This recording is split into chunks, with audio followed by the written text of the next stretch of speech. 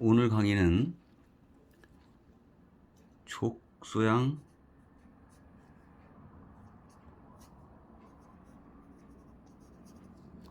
담경이라 해서 족소양 담경에 대해서 강의를 해 드리겠습니다.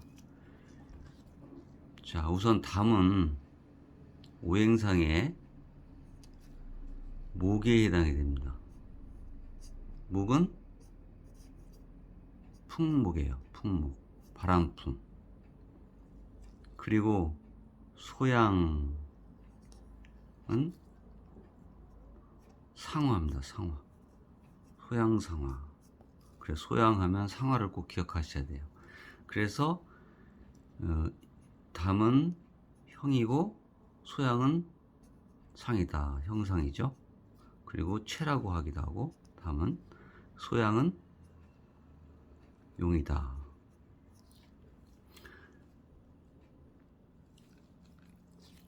자, 그러면 이 바람풍은 손풍께죠. 손풍께. 그래서 채는 이렇게, 이게 손께예요. 그래서 손풍께다. 풍이죠. 그 다음에 소양상화는 진께거든요. 뇌, 진뇌께, 번개를 의미합니다. 그래서 이것은 이렇게 돼 있죠. 그래서 이것은 뇌를 의미합니다. 번개의 뇌자입니다. 그래서 이것은 우리가 배웠던 진께고, 이것은 손께라고 이제 다 배웠어요. 그래서 풍과 뇌와 풍이죠. 그래서 이것은 번개 뇌자요. 뇌, 풍, 항이다. 항을 의미해요. 항상 항. 그 뇌, 번개와 바람이 맞으면, 같이 있으면 항상이라는 뜻입니다. 이 항상이라는 것은, 인간은 굉장히 항구적인 것을 좋아해요. 그리고 남녀 간의 사랑도 항상 그 사랑이 영원하기를 바라는, 항상 항구적이다. 항구적인 어떤 것을 의미합니다. 또 하나 뭐죠? 이 항이라는 것은 어떤 의미가 있냐면, 우리 만물의 천지의 이 도는, 즉 하늘과 땅에 도가 있어요. 이 도. 이 도는 항구불변합니다. 계속 가는 거예요. 그치는 일이 없어요. 항상 가고 있습니다. 우리가 멈출 수가 없는 것처럼. 우리가 그 천지가 움직이는 것을 멈출 수 있어요? 없습니다. 계속적으로 진행한다는 뜻이죠. 그래서 그치는 일이 없어요. 그래서 천지의 도는 항상 그치는 일이 없다. 이런 의미를 갖고 있어요. 예를 들어서 우리가 이제 천지 말고 해와 달 같은 경우는 어때요? 해와 달은 쉬지 않고 움직이고 있어요. 해와 달이 멈추는 거 봤습니까? 계속적으로 자전과 공전을 하면서 이렇게 지금 계속적으로 돌고 있죠. 지구도 마찬가지죠. 그래서 해와 달처럼 항상 천지의 도처럼 항상 그치는 일이 없이 계속 움직이고 있다. 쉬지 않고요. 그래서 인간사로 보면은 늘 그대로 당연하다. 당연한 거예요. 늘 그대로 당연하다. 이런 괴상을 가진 것이 항상 항입니다. 그 뇌풍항. 그런데 이 괴상을 보면 잘 보면 지금 다 반대로 되어 있거든요. 음과 양이 반대란 말이에요. 지금 음과 양이 지금 보면 괴상을 보면 반대인데도 조화를 이루고 있다. 그래서 음과 양이 지금 조화를 이루고 있어요. 그래서 이 조화를 통해서 부족한 부분을 계속 채워지고 있는 거예요. 그래서 이거를 상호 협조가 있어야만 항구적인 거죠. 또 번개는 강한 기운을 갖고 있죠. 바람은 부드러운 유한 기운을 가지고 있어요. 그래서 강함과 부드러움으로 해서 지금 조화를 통해서 부족한 부분을 채우고 있는 괴상이다. 그래서 내풍항입니다. 그리고 이 소양 족소양 담경의 그 담경은 폭발적인 의미를 갖고 있어요. 상화라는 뭔가 밝게 빛나는 폭발적인 의미를 가지고 있는 것을 소양 상화라고 하는 거거든요. 반대로 저번에 강의를 해드렸던 숫걸음 심포는 어떤 형상을 가지냐, 빨아들이는, 뭔가 안으로 들어가는. 그래서 숫걸음 심포는 들어가는 거고요. 소양 상화의 상은 출이다. 그래서 출입이 관련된, 나가는 거에 관련된 것이 상화예요. 우리가 그 인체의 세포라든지 이런 것들이 분비하잖아요. 그건 상화지기가 있어야 분비가 되는 거예요. 흡수는 어떻게 돼요? 들어가는 것이 있어야 되죠. 숫걸음 심포에 에너지가 있어야 돼요. 그래서 그런 형상을 의미하는 거죠. 분비는 상화, 들어가는 것은 걸음, 이런 관계가 하나의 보이지 않는 작용이 있다. 이게 바로 경락적인 그 형상학적인 것을 의미하는 거죠. 자, 그러면 족수양 담경의 반대는 저번 시간에 배웠던 숫걸음 심포경이라고 했죠. 숫걸음 심포. 그래서 풍내익이다. 그런 괴상을 저번 시간에 공부를 했어요. 이 심포라는 경락은 아까 말했던 들어가는, 뭔가 빨아들이는 그런 의미고, 이것은 나가는, 폭발하는 이런 의미를 가진 형상이다라는 건 알아도 우선 족수암 담경의 에너지를 알 수가 있어요. 이것은 이제 상대라고 있죠. 상대. 견제한다. 서로.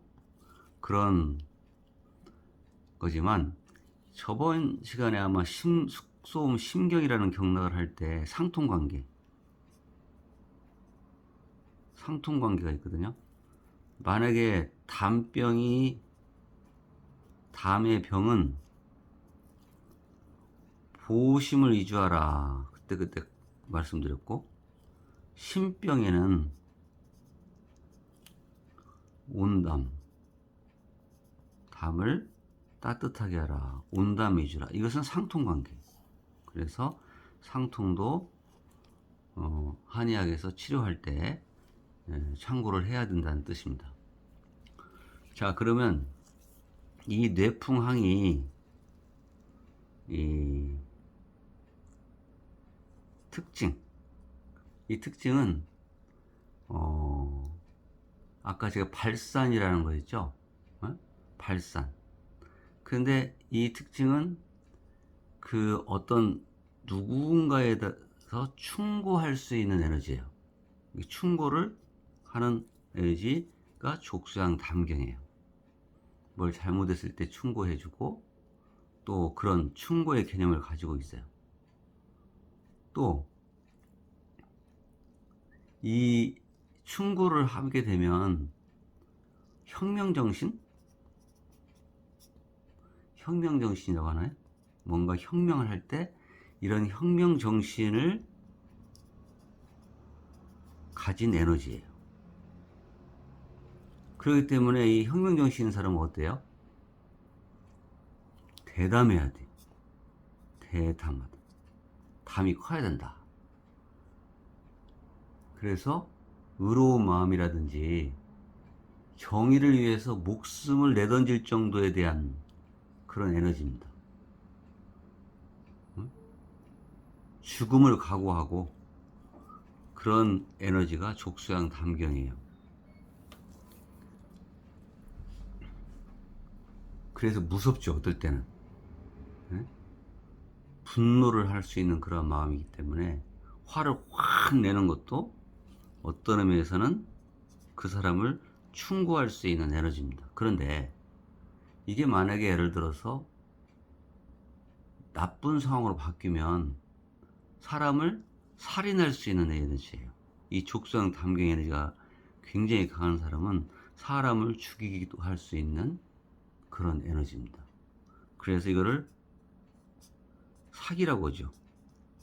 사기가 굉장히 싫어할 수 있는 상황이 나쁜 상황이 되고, 좋을 때는 어떤 충고라든지 어떤 혁명 정신을 있는 거지만, 나쁜 쪽으로 가면 살인까지 하는 사기가 실한 그런 상태입니다. 자, 그 다음에 소양상화라는 것은 저번에 소소음 심이라는 군화는 따뜻함을 느끼지만, 상화는 화는 화지만 우리가 만져서 느끼는 따뜻함이 있는 게 아니에요. 그걸 잘 아셔야 돼요. 예를 들어서 물병에 병 속에다가 얼음을 이렇게 넣었다고 합시다. 넣고 뚜껑을 딱 닫아요. 그러면 이 병 사이에 뭐가 끼죠? 하얗게 끼일 거 아니에요. 이게 싸늘하게 식어가면서 이런 그런 어떤 의미도 가지고 있어요. 그래서 이거를 무출입구다, 출입이 없는 그런 거다. 그래서 상화지기, 그런 형상을 가진 애입니다. 그리고 한의학에서는 이 족수양 그 담을 청쟁지부라고 그래요. 맑을 정자, 맑을 쟁자, 그 다음에 청쟁지부, 이렇게 말을 하거든요. 정말 깨끗한, 뜨거운 태양이 아니라 뜨겁지 않는 달빛과 같은 거? 태양은 뜨겁죠. 달빛과 같이 아주 그런 어떤 빛, 이런 에너지예요. 그러니까 밝게 비추는 에너지겠죠. 우리 인간사에서 현대 문명의 자동차를 타면 헤드라이트 밤에 딱 켜면 돼요. 어두운 밤에 쫙 주변에 있는 사물이 다 보이잖아요. 앞이 쫙 보이고, 마치 자동차 헤드라이트와 같은 그런 것이 족수양 담경의 에너지다. 누군가를 밝혀주고 뭔가를 뜨겁지 않으면서도 환하게 해주는, 그게 족수양 담경입니다. 그래서 청쟁지부다 이런 말을 해요, 한의학적으로. 또 그 형광등도 보면은 탁 키면 형광등이 쫙 비치잖아요. 어두운 곳 밝게. 그것도 하나의 이제 족수양 담경의 에너지의 형상입니다.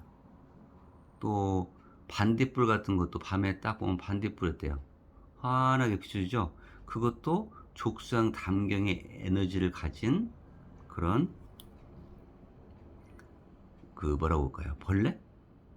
하여튼 어쨌든 간에 그 동물도 뭔가 그 뜨겁지 않으면서도 밝게 비춰주는 그러한 것들도 족수양 담경의 에너지를 가지고 있다. 이렇게 표현을 하는 거예요. 그리고 이 그 또 하나의 하는 뭐냐면 그 우리의 보면 위장 같은 게 모든 음식을 먹게 하잖아요. 위와 장 같은 경우는 우리가 음식을 먹어서 마치 쓰레기가 많이 있는 것처럼 같은 거예요. 우리가 물론 음식을 잘 먹어야 영양을 섭취하지만 근데 이 족수양 담경이 에너지가 발달된 사람은 위장의 모든 더러움을 깨끗이 씻어준다. 더러운 것들을 어떻게 해요? 청소해주는 역할을 하는 게 담이다. 이렇게 생각하시면 돼요. 쓸개. 이것은 유물론적인 사고예요. 유물론적인 사고인데, 만약에 그 유심적 차원에서 담을 절제하게 돼, 담 쓸개를 없애는 거예요. 뭐 담석증이 있거나 어떤 담의 병이 생겨서 담을 절제하는 상황이 생기면 자꾸 마음이 혼란해져요. 그리고 이런 쓸개가 없는 사람은 반성도 잘 안 해요. 그리고 자기가 무조건 옳다고 하는 고집을 부릴 수 있는 그런 정신, 유심적 차원에서 봤을 때는 그런 쓸개가 없을 때에 그런 사고력이 가지게 된다. 그래서 그건 유심적인 차원에서 볼 때는 자꾸 마음이 혼란해지고 반성도 안 하고 자기가 무조건 옳다고 고집부리고 이것은 족수양 담경이 에너지와 유심적 관련이 있다. 그리고 이런 그 소양지기, 족수양 담경의 에너지가 발달되게 되면 성인 아니면 장군의 덕성을 가진 성인과 장군의 그 덕성을 가진 사람들. 그래서 족수양 담경의 에너지는 굉장히 중요합니다. 우리가 그 싸움을 하거나 화가 날 때 옆구리에 손을 딱 얹으면서 딱 그렇게 경계태세를 세우잖아요. 그것은 족수양 담경의 에너지가 그 옆구리 쪽으로 흘리기 때문에 그래요. 그거를 꽉 잡아줘야 누군가에 대한 어떤 뭐예요? 도전한다든지 화를 낼 때 옆구리를 딱 양쪽으로 잡고 에너지를 키워야만이 족수양 담경 에너지에 힘을 실어준다는 뜻이에요. 그래서 족수양 담경은 이런 형상의 에너지를 가지고 있다. 그리고 이제 이게 예를 들어서 이게 이제 사실은 여기서 여기까지는 족수양 담경이 발달된 사람을 의미하는 거예요. 그렇죠? 그리고 이게 또 족수양 담경의 에너지가 많은 사람은 병적으로 보면 편두통이 자주 일어나요. 실한 사람은. 그래서 편두통에도 관련된 경락이다. 자, 그러면 이거는 이제 반대겠죠. 두 번째, 약한 사람. 자, 약한 사람은 이게 이제 그 소양직이 충고라든지 어떤 혁명 정신이 그 약하기 때문에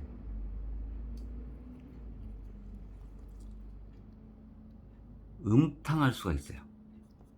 음탕하다? 네? 그리고 어떤 욕망? 오락? 자기가 하고 싶은 즐거움? 용락이라고 하는까요? 이런 거를 즐기는 자는 족수양 담경이 약한 사람으로 보는 거예요. 그리고 옆구리로 지나가는 요통이 있어요. 옆구리. 지금 우리 이제 이 의학적으로는 복사근 쪽에 많이 아픈 사람이 있거든요. 복사근이 아프면서 요통이 있는 경우, 이런 족수양 담경이 약한 거예요. 아까 제가 족수양 담경이 강하려면 어떻게 해요? 옆구리를 탁 잡고 누구한테 딱 대들잖아요. 그렇듯이 이것이 약한 사람은 복사근이 아픈 요통이 온다. 그리고 이게 아까 제가 헤드라이트와 관련된 뭔가 빛을 밝혀주는 그런 에너지를 가지고 있다고 했잖아요. 그렇기 때문에 시력이 어떻게 돼요? 시력이 약화되겠죠. 그죠? 밝혀주지 못하니까. 어? 그리고 사물이 희미하게 보이는 것은 족수양 담경의 에너지가 약하다. 이렇게 보는 거예요. 그게 더 심하면 어떻게 돼요? 눈을 보고도 알지 못하는 사람. 응? 눈으로 보고도 알지 못해요. 즉 당달공사라고 하는가요? 그거를? 그래서 시력과 관련된 병이 온다. 그리고 족수양 담경은 충고나 어떤 혁명정신이나 대담성이 있는데 약하기 때문에 어떻게 되겠어요? 대인 관계 때 사람들을 꺼리고 경계를 해요. 사람들을 잘 만나기 싫어해요. 소양지가 약한 사람은.